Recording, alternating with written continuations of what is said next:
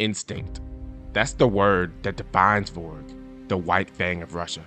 Because while everyone else in the ring fights with emotion or brute strength, Volg fights with something deeper, something almost primal. He doesn't just react, he reads. He moves like a wolf stalking his prey, calculating every step, every angle, every breath. Volg's strength isn't just loud, it isn't just reckless, it's beautiful, it's precise, fast enough to dazzle you, but disciplined enough to make it look effortless. He's the kind of fighter who reminds you that instinct isn't the opposite of intelligence, it's the highest form of it. Because instinct is experience burned into your body. It's awareness sharpened through struggle. In Volg, well, he's mastered it. And that's why they call him the White Fang, a creature of elegance and danger, control and chaos. A fighter who's learned that to survive, you can't always bark.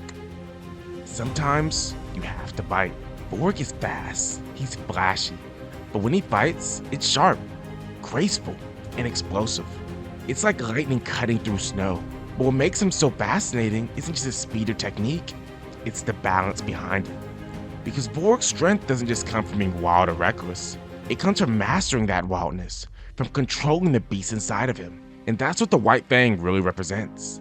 It's not the calm before the storm, it's the storm held back until the perfect moment. Volg's story in Hajime no Ippo has always hit me in a personal way, because he's someone like me who's had to fight for everything. He didn't grow up chasing glory or fame. He fought to survive, to feed his family, to make it out the cold. And even when he reached the world stage, he wasn't fighting for applause. He was fighting to prove that the quiet kid from Russia, the one who was always underestimated, could still stand toe-to-toe with the world's best. When I see Volg, I don't just see him as a boxer.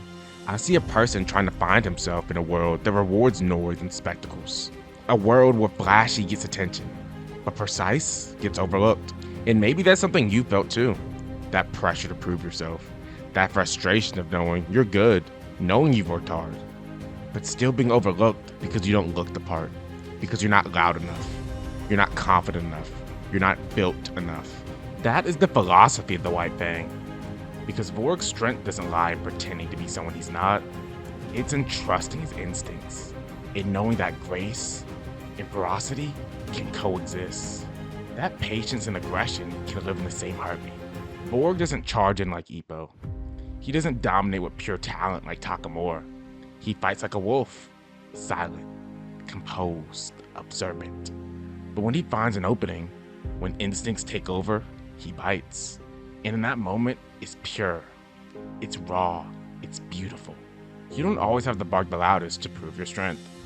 You don't need to perform for attention. Sometimes the real strength comes from knowing when to show your fangs, knowing when to strike, and doing it with everything you've got. Volg fights for something real, not glory, not fame, but love. A responsibility, a promise to himself and the people he cares about. And that's what makes his fight so human, because every punch is a story, every counter is a memory, every win is a piece of home. And that's something I think we can all relate to, because we all have something or someone that keeps us going when we're tired. We all have a reason to keep fighting. So when life feels cold, when the world overlooks you, when you feel like you're holding on to something wild inside, waiting to be seen, remember Volg. Remember the wolf. Stay graceful. Stay grounded. But when the time comes, bare your fangs. Because the world won't remember how quiet you were. They'll remember the moment you finally struck.